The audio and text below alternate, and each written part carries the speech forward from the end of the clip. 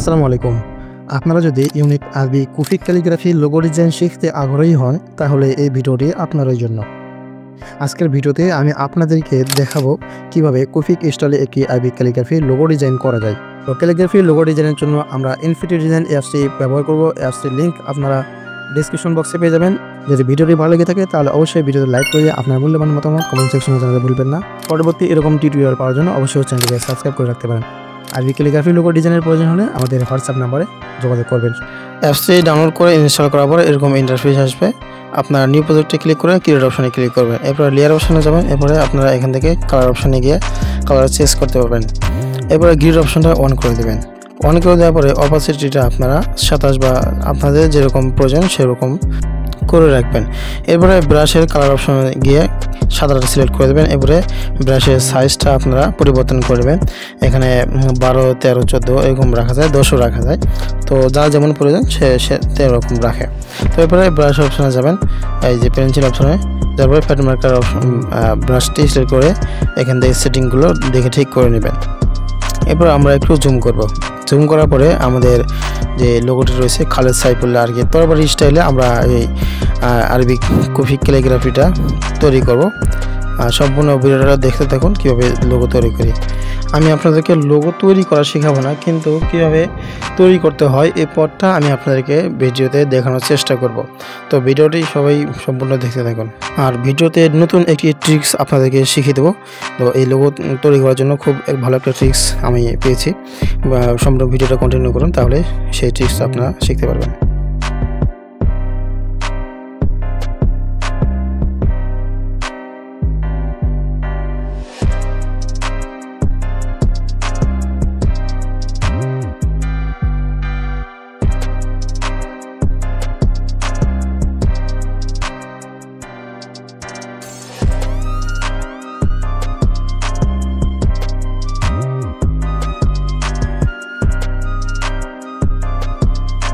তো লোগোটা আমাদের তৈরি করা শেষ হয়ে গেছে।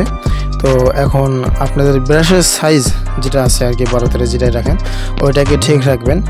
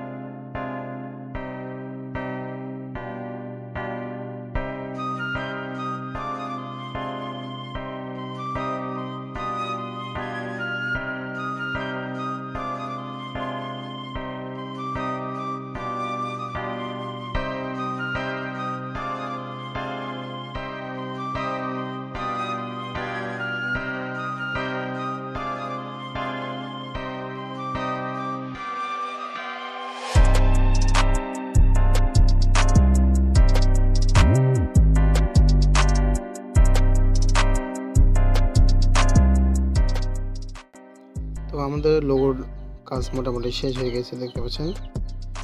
এরপরে আমরা এরেজ করে নেওয়ার পরে আমরা কোড করে দিয়ে টিউটোরিয়াল এখানে ক্লিক করে সেভ করে নেব। এরপর অফিসে লোগো ওপেন করে ইনপুট করবো লোগোটা।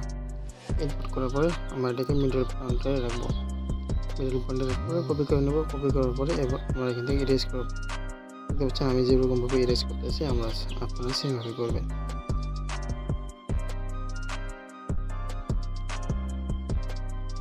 আমরা এটা এরেজ করব।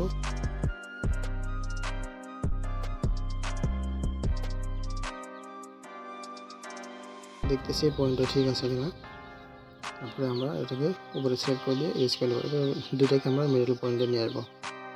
মিডল পয়েন্টে নিয়ে আসার পরে আমরা দুইটা কালার চেঞ্জ করে দেবো। উপরটাতে আমরা হলুদ দেবো, নিচেরটাতে আমরা সাদা করে দেবো। এরপর দুইটাকে মার্জ করে নেব।